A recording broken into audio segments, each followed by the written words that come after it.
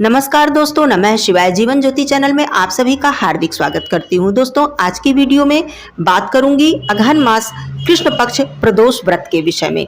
प्रदोष व्रत, जैसा कि आप सभी लोग जानते हैं, भगवान शिव जी को अत्यंत ही प्रिय है और इस व्रत से मनुष्य की सभी इच्छाएं, सभी मनोकामनाएं पूर्ण होती हैं। प्रदोष व्रत भगवान शिव जी को समर्पित है और प्रदोष तिथि और प्रदोष काल का जो समय है ये भगवान शिव जी को अत्यंत ही प्रिय है। आइए जानते हैं अगहन मास कृष्ण पक्ष का प्रदोष व्रत कब है, तिथि कब से कब तक है, पूजा का शुभ समय क्या होने वाला है, पूजा की जो विधि है वो क्या है और पहली बार जो भी भाई बहन व्रत शुरू करना चाहते हैं वो कर सकते हैं या नहीं। तो आइए एक एक करके सभी बातों को समझ लेते हैं। दोस्तों, अगहन मास कृष्ण पक्ष का प्रदोष व्रत 28 नवंबर दिन गुरुवार को धारण किया जाएगा, तो इसे गुरु प्रदोष व्रत के नाम से जाना जाएगा। दोस्तों, प्रदोष व्रत किसी भी माह की त्रयोदशी तिथि को धारण किया जाता है। त्रयोदशी तिथि जब हमें शाम को व्याप्त मिलती है, अर्थात प्रदोष काल में व्याप्त होती है, उसी दिन हम प्रदोष व्रत धारण करते हैं। तो इस बार त्रयोदशी तिथि प्रारंभ हो जाएगी 28 नवंबर को सुबह 6:04 पर और यह समाप्त होगी 29 नवंबर को सुबह 8:07 पर। इस बार त्रयोदशी तिथि की वृद्धि है क्योंकि दोनों दिन हमें सूर्योदय कालीन त्रयोदशी तिथि प्राप्त हो रही है, परंतु हमें शाम की तिथि लेनी होती है, इसलिए व्रत हम 28 नवंबर दिन गुरुवार को धारण करेंगे। दोस्तों, इस बार पूजा का शुभ समय क्या होने वाला है, आइए जान लेते हैं। प्रदोष व्रत के दिन संध्या के समय ही पूजा का विशेष महत्व होता है, क्योंकि प्रदोष काल का जो समय होता है ये भगवान शिव जी को बहुत ही प्रिय है। मान्यता है कि प्रदोष काल के समय में भगवान शिव जी स्वयं भी शिवलिंग में विराजमान होते हैं, इसलिए इस पूजा का विशेष महत्व बताया गया है।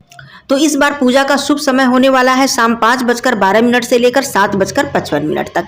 तो ये समय और तिथि की बातें हो गई। अब जो भी बहन भाई हमारे पहली बार व्रत को शुरू करना चाहते हैं तो वो व्रत को बिल्कुल शुरू कर सकते हैं, क्योंकि जो प्रदोष व्रत है ये कृष्ण पक्ष का जो प्रदोष व्रत है इसका विशेष महत्व होता है। यहाँ पर आप ये मत सोचिएगा कि व्रत को हमें शुक्ल पक्ष से ही शुरू करना चाहिए। बार बार हर वीडियो में मैं ये बात बताती हूँ कि इस भ्रम में आप बिल्कुल ना रहें, क्योंकि कृष्ण और शुक्ल पक्ष में भेद हमें इसलिए नहीं करना चाहिए कि कितने महत्वपूर्ण व्रत और कितने उत्तम सर्वश्रेष्ठ व्रत कृष्ण पक्ष में ही पड़ते हैं। खास करके आप भगवान भोलेनाथ जी का व्रत ले लीजिए तो महाशिवरात्रि का जो व्रत है वो कृष्ण पक्ष में ही पड़ता है, मासिक शिवरात्रि का व्रत कृष्ण पक्ष में ही पड़ता है और प्रदोष का जो व्रत होता है, जो लोग दोनों पक्ष का व्रत नहीं रख पाते हैं वो लोग कृष्ण पक्ष का ही व्रत रखते हैं। तो प्रदोष का व्रत भी कृष्ण पक्ष का जो होता है इसका बहुत ही ज्यादा महत्व है। तो आप लोग इस बात को अपने मन में मत लाइए कि कृष्ण पक्ष में हमें व्रत शुरू नहीं करना चाहिए। जो व्रत कृष्ण पक्ष में पड़ते हैं उन्हें हम कृष्ण पक्ष में ही तो शुरू करते हैं आखिर। तो आप लोग ये कैसे सोच सकते हैं कि हमें कृष्ण पक्ष में व्रत नहीं शुरू करना चाहिए। तो आप लोग कर सकते हैं। यदि आप गुरु प्रदोष से व्रत को शुरू करना चाहें तो बिल्कुल कर सकते हैं। गुरु प्रदोष व्रत भी अपने आप में बहुत ही उत्तम व्रत माना जाता है। इससे हमें भगवान बृहस्पति देव की कृपा भी प्राप्त होती है, भगवान विष्णु जी की कृपा प्राप्त होती है और हमारे जीवन में सुख समृद्धि की कमी नहीं होती है।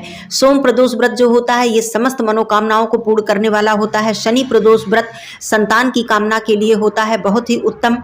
लेकिन बहुत से लोग वार के अनुसार व्रत को शुरू करना चाहते हैं, लेकिन कभी कभी ऐसा संयोग आ जाता है कि वो मतलब जो वार है वो बहुत दिनों बाद हमें प्राप्त होता है। जैसे कि मान लीजिए हम सोम प्रदोष व्रत को शुरू करना चाह रहे हैं और वो सोम प्रदोष व्रत हमें कई महीनों तक प्राप्त नहीं हो रहा है, अन्य दिनों में प्रदोष व्रत पड़ जा रहा है, तो इसके लिए हमें बहुत ज्यादा इंतजार करना पड़ता है।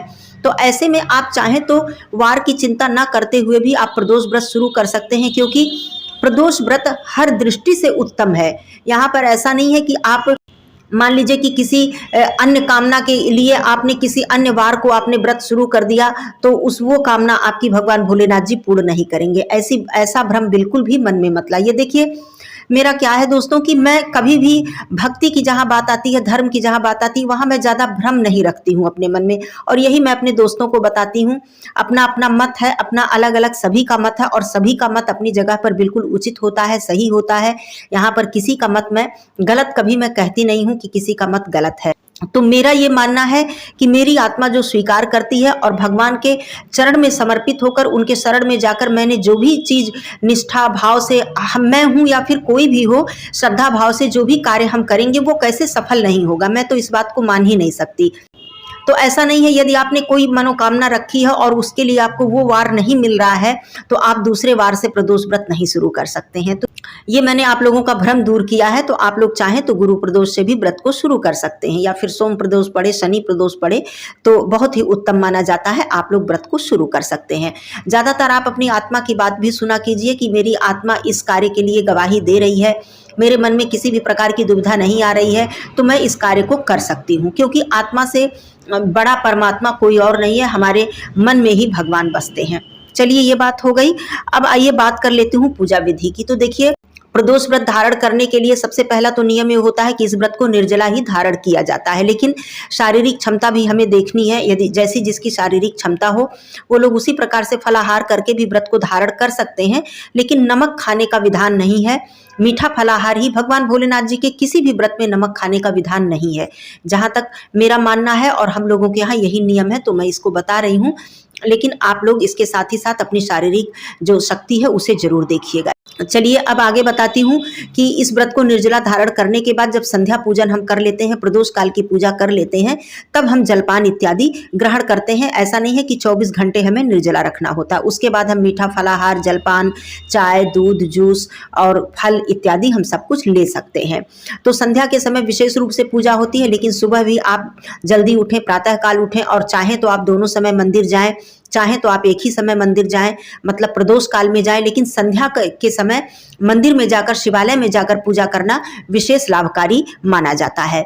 तो सुबह की पूजा आप चाहें तो अपने घर में, अपने घर के मंदिर में करें। पूरे शिव परिवार की पूजा की जाती है प्रदोष व्रत में। माता गौरी जी की, भगवान गणेश, भगवान कार्तिकेय जी की, नंदी जी की और भगवान भोलेनाथ जी की पूजा अर्चना करके, भोग प्रसाद अर्पित करके, शिव चालीसा या फिर शिव जी के 108 नाम, शिव रुद्राष्टकम का पाठ करके, या फिर 12 ज्योतिर्लिंग स्तोत्र का पाठ करके आप भगवान शिव जी की आरती करें। उन्हें फलाहार, भोग प्रसाद अर्पित करके आप आरती वगैरह विधि विधान से कर लें और व्रत धारण करें। संध्या के समय फिर से आप, इधर ठंड का मौसम आ गया है तो आप स्नान न कर पाएं तो हाथ पैर मुख धुलकर आप वस्त्र को बदल लें, स्वच्छ वस्त्र धारण कर लें। शिव जी के व्रत में या फिर किसी भी व्रत में, पूजा में आपको काले वस्त्र बिल्कुल नहीं पहनने चाहिए। गहरे नीले कलर के भी वस्त्र आपको नहीं पहनने चाहिए। और भगवान भोलेनाथ जी की पूजा में अक्सर हल्के रंग के वस्त्र पहनकर हमें पूजा अर्चना करनी चाहिए। तो इस तरह से आप वस्त्र धारण कर लें, स्वच्छ हो, साफ सुथरा हो, और शिवालय में जाकर आप संध्या के समय जलाभिषेक करें, पंचामृत से अभिषेक करें। अब यहाँ पर एक भ्रम और भी आ जाता है कि क्या जलपान करके हम जलाभिषेक कर सकते हैं? तो आपकी श्रद्धा है तो आप बिल्कुल कर सकते हैं। भोलेनाथ जी बिल्कुल मना नहीं करते कि आपने पानी पी लिया है, जल पी लिया है तो आप मुझे जल अर्पित ना करें। वो बिल्कुल भी नाराज नहीं होंगे, वो भोले भंडारी हैं। आपकी अगर इच्छा है, आपकी श्रद्धा है कि मैं प्रदोष व्रत हूँ और मेरी शक्ति नहीं है निर्जला रखने की, मैं जलपान करके व्रत मैंने धारण किया है, इसके बाद भी मैं शिवालय में जलाभिषेक करना चाहती हूँ या चाहता हूँ, तो आप बिल्कुल करें। मेरी तरफ से बिल्कुल मनाही नहीं है, तो आप बिल्कुल करें। और नहीं तो आप जलाभिषेक छोड़कर बाकी सारी पूजा, जैसे कि हम पुष्प अर्पित करते हैं, चंदन अर्पित करते हैं, धूप दीप अर्पित करते हैं, तो इस प्रकार से आप बाकी पूजा भी कर सकते हैं। तो आप जाएं शिवालय में, जलाभिषेक आपकी इच्छा है तो आप करें। उसके बाद चंदन, पुष्प, धूप दीप से आप उनकी विधिवत पूजा करें, विधि विधान से पूजा करें। शिवालय में बैठकर मंत्र का जप कर लें, चालीसा का पाठ कर लें, जो भी स्तोत्र इत्यादि, जैसा कि मैंने बताया, जो भी आपकी इच्छा है, श्रद्धा है, जो आप करते आ रहे हैं, जो आपका प्रिय मंत्र है, आप उसका जप करें। वहीं पर आप आरती कर लें, और आप चाहें तो वहीं बैठकर प्रदोष व्रत की कथा का श्रवण भी कर सकते हैं या फिर आप पाठ कर सकते हैं। और चाहें तो सुबह के समय भी कथा का पाठ आप कर सकते हैं, क्योंकि किसी भी व्रत उपवास में जब तक हम कथा का श्रवण नहीं करते हैं या पाठ नहीं करते हैं, तब तक वो व्रत हमारा पूर्ण नहीं माना जाता है। तो आप ये कर सकते हैं मंदिर में, और वहां पर 5 मिनट 10 मिनट का समय देकर बैठकर भगवान शिव जी के चरणों में ध्यान लगाकर आप वहां पर मंत्र का जप यदि करते हैं तो ये बहुत ही उत्तम है। दूसरा कार्य, प्रदोष व्रत के दिन आप शिवालय जाते हैं तो वहां पर पूजन अर्चन करने के बाद एक अखंड दीपक जलाकर जरूर आएं।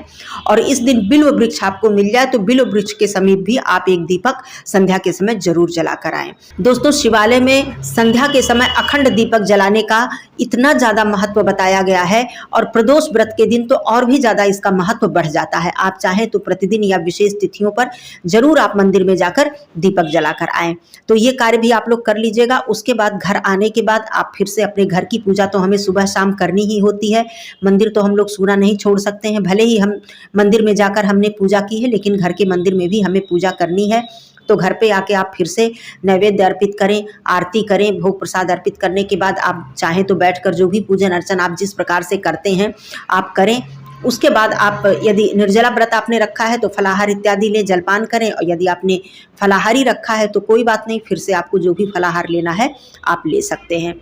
पूरे दिन आप मानसिक रूप से भगवान भोलेनाथ जी के मंत्रों का जप, नमः शिवाय या ओम नमः शिवाय, आप इस मंत्र का जप करते रहें, अपने कार्यों को करते रहें। इससे भगवान भोलेनाथ जी अत्यंत ही प्रसन्न होते हैं। दोस्तों, मनोकामना पूर्ति के लिए यदि आप कोई उपाय करना चाहते हैं प्रदोष के दिन, तो सबसे उत्तम उपाय मैं बता रही हूँ कि प्रदोष व्रत के दिन जब आप शिवालय में जाते हैं तो आप बेलपत्र जरूर लें। बेलपत्र 1 हो, 5 हो, 7 हो, जितना भी आपके पास हो सके आप ले लें, और उस बेलपत्र पर आप चंदन से, सफ़ेद चंदन से आप राम राम लिख लें।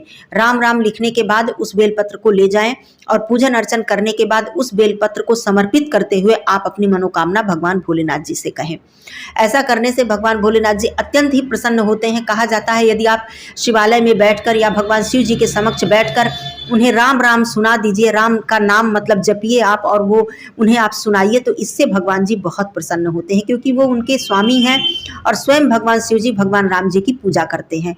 तो आप इस तरह से अपनी मनोकामना कह सकते हैं। मान्यता है कि ऐसा करने से भगवान शीघ्र हमारी मनोकामना को सुनते हैं और उसे पूर्ण करते हैं। दूसरी मैं बात बता रही हूँ कि शीघ्र विवाह के उपाय के लिए, यदि किसी भी बालक या बालिका का विवाह नहीं हो पा रहा है, बाधा आ रही है, रिश्ते बार बार होकर टूट जा रहे हैं, तो ऐसे में आप शिवालय में जाकर प्रदोष व्रत के दिन खास करके, वैसे तो ये उपाय आप हमेशा कर सकते हैं, किसी भी सोमवार या मंगलवार से आप शुरू करके कर सकते हैं, तो लेकिन प्रदोष व्रत के दिन भी आप इस उपाय को शुरू कर सकते हैं। प्रदोष व्रत के दिन आप जाएं और संध्या के समय पूजन अर्चन करने के बाद वहीं शिवालय में बैठकर आप पार्वती पंचक स्तोत्र का पाठ यदि कर लेते हैं, इससे भी शीघ्र विवाह के योग बनने लगते हैं। अत्यंत ही चमत्कारी उपाय है। और पार्वती पंचक स्तोत्र का पाठ यदि आप नियमित रूप से करते हैं या फिर संकल्प लेकर करते हैं, मैंने इसका वीडियो भी दिया है, इसकी विधि भी पूरी बताई है, आप चाहें तो चेकआउट कर सकते हैं। तो इस तरह से करने से भी आपके जीवन में जो विवाह संबंधी बाधा आ रही है, मतलब विवाह न होने की जो बाधा आ रही है, ये स्वतः ही दूर होने लगती है और विवाह के योग बनने लगते हैं। तो ये सारी बातें थी प्रदोष व्रत के विषय में विधि, और साथ में ये सारे उपाय भी बहुत आसान है, छोटे छोटे से उपाय हैं लेकिन बहुत कारगर हैं। वैसे तो भोले भंडारी हैं, आप उनसे जो भी मनोकामना श्रद्धा पूर्वक कहेंगे वो अवश्य ही पूर्ण करते हैं। आप भले ही अलग से कोई उपाय ना करें, ऐसे ही आप उनकी पूजा अर्चना पूरे भक्ति भाव से करते हैं तो वो आपकी सभी मनोकामना को अवश्य ही पूर्ण करते हैं।